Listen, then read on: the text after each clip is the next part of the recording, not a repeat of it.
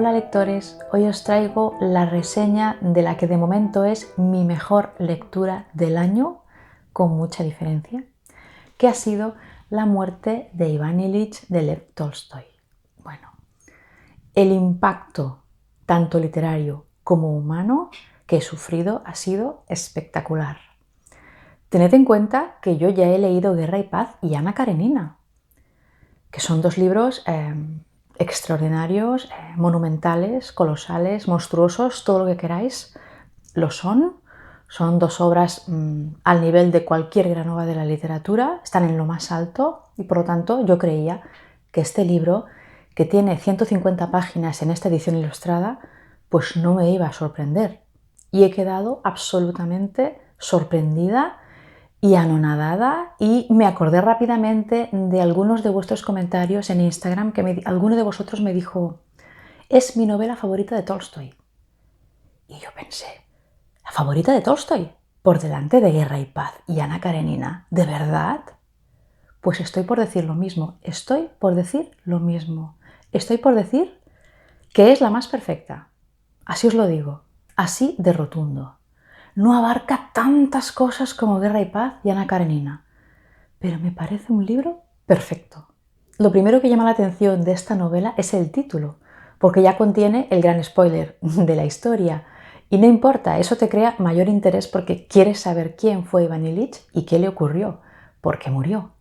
Así que si no habéis leído esta novela y estáis viendo esta reseña, no os preocupéis porque es que ya sabéis que el protagonista va a morir. La muerte de Iván Ilich es, como ya os he dicho, una obra breve, pero muy intensa. Fue escrita en 1886, es decir, es una obra de madurez de Tolstoy y eso se nota mucho. Es de esas novelas a las que no les falta ni les sobra nada, está totalmente depurado. Parece sencillo cuando en realidad es muy complejo. La novela es simple porque en realidad tiene detrás una complejidad y un genio que era Tolstoy. Es una obra de orfebrería. Es un poco como lo que os contaba sobre arquitectura en la reseña del manantial de Ayn Rand, que la mejor casa no es ni la más aparatosa, ni la más rellena de cosas, ni la más ornamentada, ni la más complicada, sino la más simple, la más limpia, la más anatómica, la que no tiene nada que no necesite.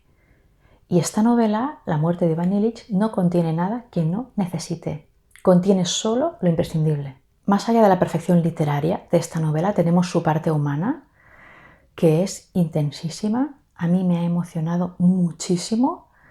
A lo mejor es porque ya estoy en una fase de la vida en la que me pesa la vida. Si no sabéis lo que es que os pese la vida, a lo mejor todavía no estáis en esa fase de madurez vital y a lo mejor no empatizáis tanto con las reflexiones y las sensaciones de Iván Ilich. Sé de gente a la que le ha aburrido mucho esta novela, que es algo que no puedo entender, porque además es muy breve, pero a lo mejor es un poquito como os decía con La edad de la inocencia de Edith Wharton, que si no estáis en según qué fase, si no habéis vivido determinadas experiencias, quizá no alcanzáis a sentir lo que os quiere transmitir el autor.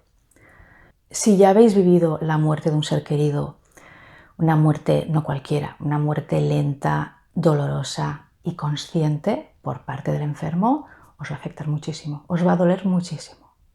Os van a entrar dudas de si realmente actuasteis correctamente con esa persona, si la consolasteis lo suficiente y sobre todo os va a atormentar el conocer lo que realmente sufrió esa persona. Porque os creíais que lo sabíais y os vais a dar cuenta de que no sabíais la magnitud de la tragedia. Es mucho peor de lo que os imaginabais y creíais que habíais imaginado mucho. Bueno, yo estaba, cuando acabé el libro, no podía ni hablar. Leí el tramo final a contrarreloj porque iban a venir mis hijas y bueno, era un constante de enjugarme las lágrimas de las gafas. Me quedaba la media luna aquí y seguir leyendo hasta el final y luego, bueno, me va a costar hasta grabar la reseña. Bueno, el caso es que lo peor de todo es que te das cuenta de que Tolstoy lleva razón, porque es tan lúcido. Te preguntas verdaderamente si no lo estaba escribiendo cuando se estaba muriendo y no, lo he comprobado y no tiene nada que ver su muerte con este libro. Y piensas, ¿cómo lo sabía?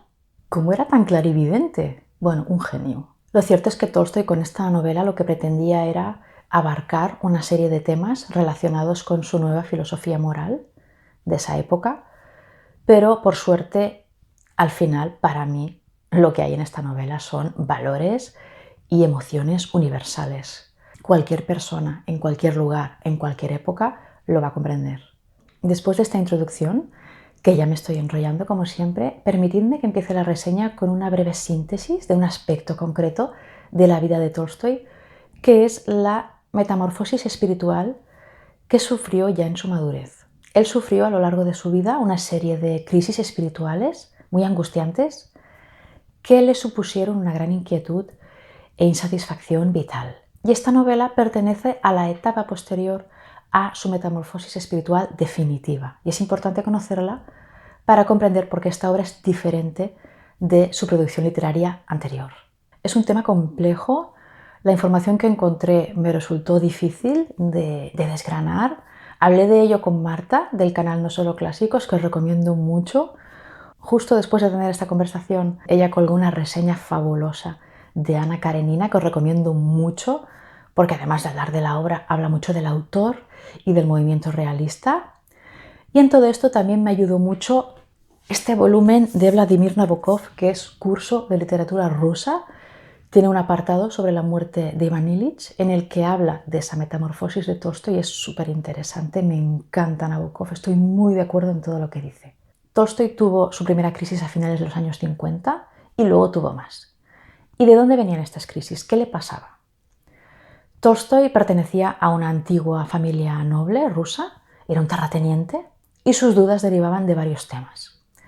Primero, él rechazaba la sociedad culta a la que pertenecía, rechazaba sus valores. Luego sentía un gran amor por los campesinos, a los que admiraba, y estaba obsesionado por mejorar sus condiciones de vida y porque se tuvieran en cuenta sus valores, que creía que eran mejores que los de su sociedad culta.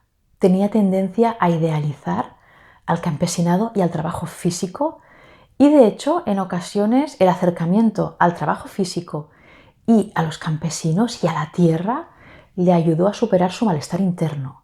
También sentía un gran deseo de lograr que la enseñanza llegara a todas las capas de la sociedad para devolver a todas las personas a la armonía y a la igualdad de su nacimiento.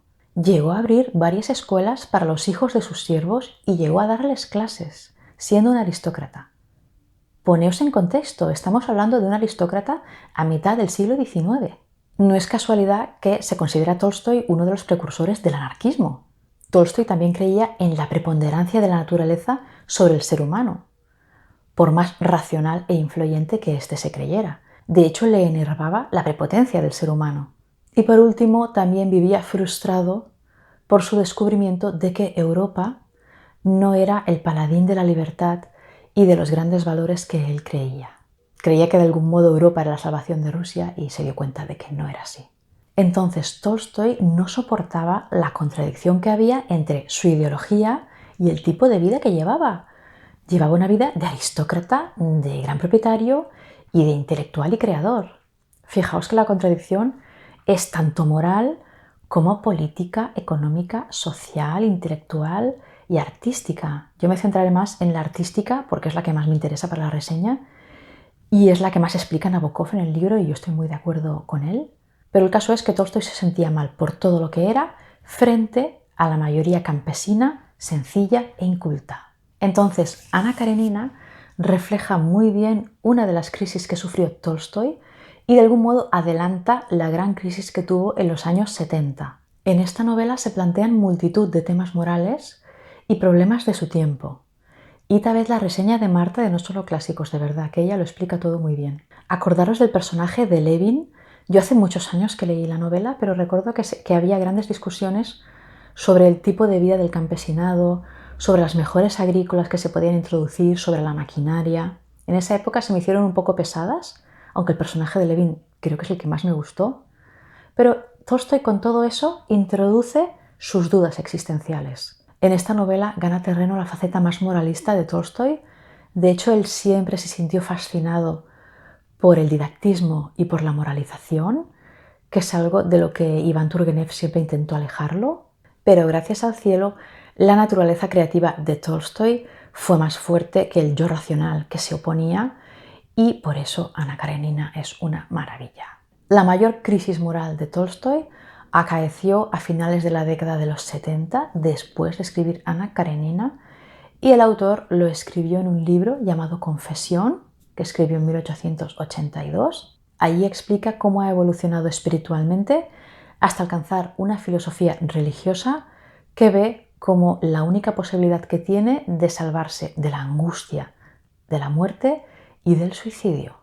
Con esta crisis, como otras veces, se libró en su interior una lucha interna entre su vertiente creadora e intelectual, su yo artístico, su mundo interior, y su yo humano y exterior, su yo social, donde están las cosas materiales y reales. La conclusión a la que llegó Tolstói con su nueva filosofía es que su yo creador era personal y egoísta, y por lo tanto era perverso y era pecado, mientras que el yo externo, que renunciaba al yo creador en favor de la humanidad, era positivo, porque Dios estaba en la humanidad y por lo tanto ese yo era piadoso. En resumen, Tolstói abogaba por renunciar a la propia personalidad en favor de la humanidad, es decir, en favor de Dios. Solo así se podía ser feliz, renunciando a las riquezas y a la violencia y volcándose en el amor a la humanidad y al trabajo físico. Es destacable que Tolstói no se contentó con abrazar la religión de su país, que era la Iglesia Ortodoxa, porque la consideraba demasiado institucionalizada y negativa, sino que se construyó su propia fe. El caso es que tras esta lucha interna y esta metamorfosis espiritual final, Tolstói renegó de sus grandes obras, renegó de Guerra y Paz y Ana Karenina, las consideraba pecado y decidió que iba a limitarse a escribir obras sencillas y breves para el gran público, para la humanidad, y en concreto para el campesinado y para los niños, sobre todo cuentos de hadas y fábulas piadosas y moralizantes. Quiso pues llegar al público no culto, llegar a la humanidad y ser altruista y promover el cambio social. Insisto, situadlo en el contexto, es muy fuerte. Entonces, a partir de aquí, Tolstói se dedicó a escribir ese tipo de obras breves y sencillas y también, sobre todo, artículos y proclamas para el pueblo y para las autoridades. En toda esta producción se plasmaban su pensamiento social y vital, sus críticas a las autoridades y a las injusticias sociales y su lucha por ayudar al pueblo. Esto lo convirtió en un personaje público famoso y con repercusión social. La Iglesia Ortodoxa lo excomulgó, por supuesto, y también tuvo que luchar contra su familia cuando quiso deshacerse de sus bienes en favor de los pobres. Imaginaoslo en la época. Su fin fue muy triste, se sintió muy solo y muy incomprendido, se acabó separando de su mujer, se fue de casa y acabó muriendo solo en una estación de tren de neumonía. Creo que por una vez podemos exclamar: ¡qué mente prodigiosa, pero también qué hombre! Bueno, y vamos ya a por el libro en sí, por fin, que llevo no sé cuánto rato hablando. Yo he leído esta edición de Nórdica, la pedí para Reyes porque siempre había querido tener esta edición en concreto, me parece preciosa. Hay gente a la que no le gustan estas ilustraciones en concreto de esta edición. A mí me parecen geniales, son como muy abstractas, como muy modernas, pero creo que encajan mucho con lo que cuenta esta obra. Como os decía, La muerte de Iván Ilich es una obra posterior a esta metamorfosis espiritual definitiva de Tolstói, pero yo creo que aunque muestra su mentalidad final, yo creo que no logró su objetivo. Yo creo que Tolstói no logró huir de su talento, afortunadamente. Creo que no logró escribir una obra insignificante y educativa como él pretendía. Creo que tiene un fondo demasiado universal y elevado como para que sea una mera obra social, moral o piadosa. Yo no sabía nada de esta transformación de Tolstói antes de leer el libro y sinceramente yo no vi nada. Yo no vi nada más que el talento literario. Vi una crítica social y vi una explicación del camino hacia la muerte, pero no vi nada extraordinario fuera de lugar. Yo creo que al final el impulso artístico es mucho más grande que las convicciones morales, porque viene de lo más hondo, porque se desborda y porque fluye libremente y ahoga la nueva filosofía moral de Tolstói, que para mí queda en segundo plano totalmente, o en todo caso creo que es muy equiparable a muchas formas de pensar que ha habido siempre en los autores que estamos acostumbrados a leer en el siglo XIX. lo único que yo noto diferente en esta obra respecto a sus dos grandes obras es que el estilo es más directo y más eficaz, porque Tolstói tiene un objetivo y se centra en lo importante sin complicaciones ni artificios. Pero yo creo que esto es bueno porque por eso creo que esta es su obra más depurada y más perfecta. Estoy totalmente de acuerdo con Nabokov cuando hace esta afirmación. Entonces, por fin, vamos a hablar del argumento de la novela. ¿De qué trata? Trata de un hombre, Iván Illich, que es un conocido y exitoso y muy eficaz juez de un tribunal de provincias que acaba de morir. Entonces, en el primer capítulo vemos el anuncio de la muerte y el velatorio, que es muy interesante, y después, a partir del segundo capítulo, viajamos al pasado para conocer la vida de esta persona hasta llegar al punto de la muerte. La vida de Iván Illich se nos empieza a contar, como os digo, con el segundo capítulo, y empieza con una frase que es que no puede ser más clara, más breve ni más brutal, que es: la vida de Iván Illich no podía haber sido más sencilla, más corriente ni más terrible. Tolstói se basó en una historia real. Para escribir esta novela se basó en el caso de un magistrado del tribunal de Tula que se llamaba Iván Illich Mechnikov, que murió de cáncer abdominal entre grandes dolores en 1881. Y un hermano del fallecido le contó a Tolstói la historia, le contó cómo había muerto entre grandes sufrimientos. El nombre del protagonista no es casual, sino que tiene relación con el mensaje religioso de Tolstói. Iván es el equivalente ruso a Juan, que es un nombre de origen hebreo que significa Dios es benévolo o favorecido por Dios. Por otra parte, Illich significa hijo de Iliá. Iliá es la forma rusa para Elías, que en hebreo significa Jehová es Dios. Y además Illich se pronuncia Il-ich, y il en inglés es enfermo, pero como sustantivo y en plural significa males. Y por su parte, ich significa picor o desazón. Y por lo tanto, la traducción sería los males y desazones de la vida mortal. Entonces la novela tiene dos partes, una primera mitad en la que se hace una crítica a la alta sociedad y una segunda mitad donde se nos describe el camino hacia la muerte. En la primera mitad Tolstói retrata maravillosamente la vida trivial, vacía, insensible y mecánica que Iván Illich ha llevado como miembro de la burguesía urbana y del funcionariado del Imperio ruso. Su sociedad es hipócrita, interesada, egocéntrica y muy ambiciosa, y así es él también, no por nada, por inercia. No es que sea malo, es que todo el mundo es igual. El dinero y el prestigio es el motor de la existencia de esa sociedad. Tolstói los convierte incluso en seres inanimados, como en máquinas que están programadas y que solo responden cuando hay algo que les pueda interesar. También se retrata la vida familiar y conyugal de Iván Illich, con los conflictos con su esposa, con el hastío matrimonial, pero también con la monotonía.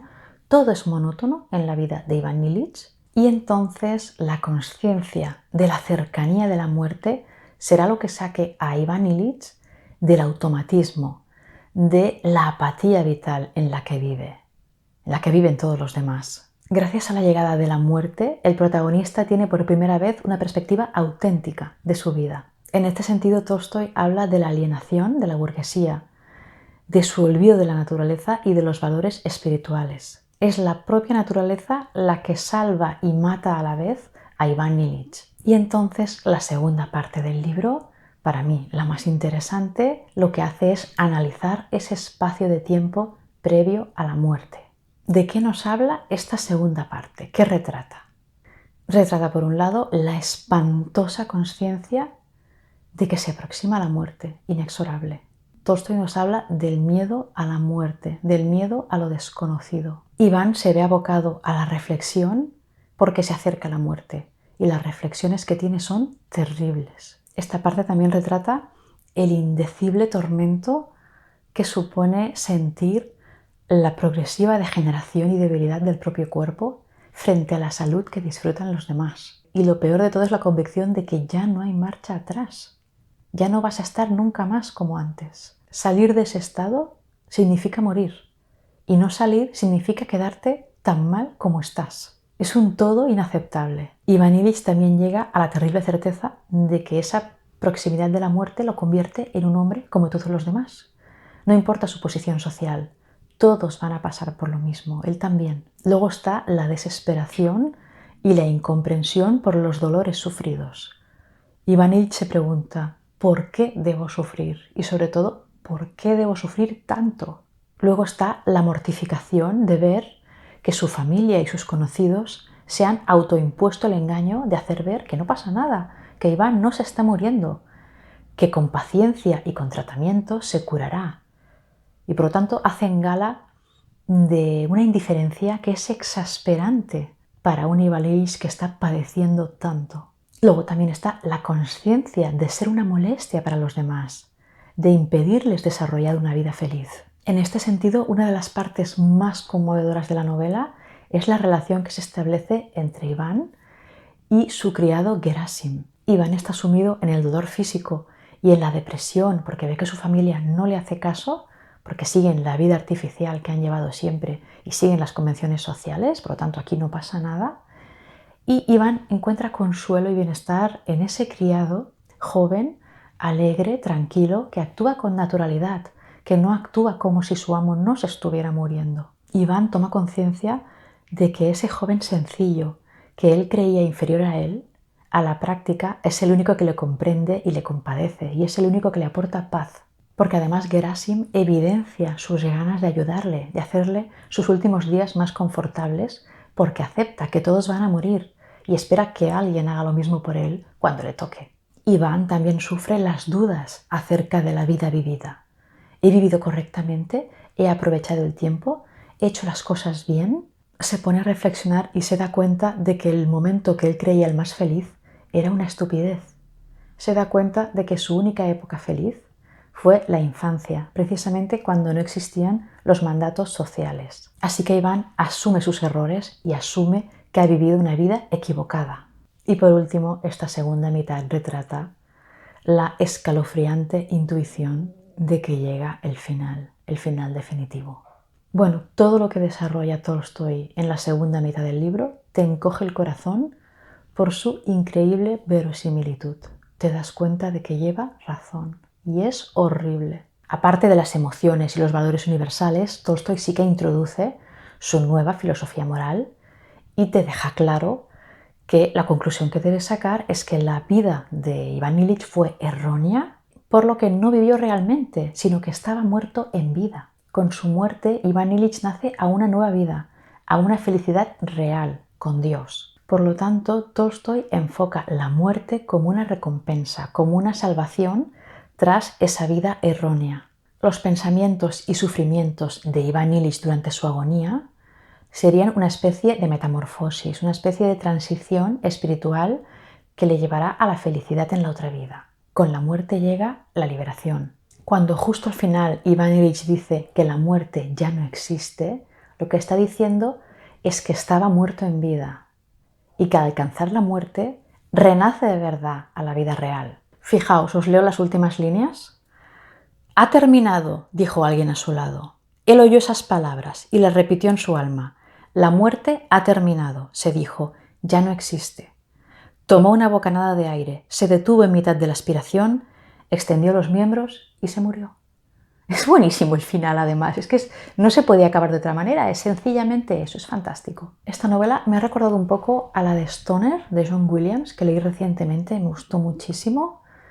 De alguna manera, John Williams retrató la vida de un hombre común, de un hombre sencillo, en este caso no es ambicioso como era Iván Ilich, pero que de algún modo se deja llevar por la inercia de la vida, por los mandatos de la sociedad, y lleva una vida decorosa y correcta. Hace lo que se espera de él y no es feliz. Y ya para acabar, ya acabo de verdad, vamos a hablar un poquito del estilo narrativo de la novela, más allá de que es muy depurada y perfecta.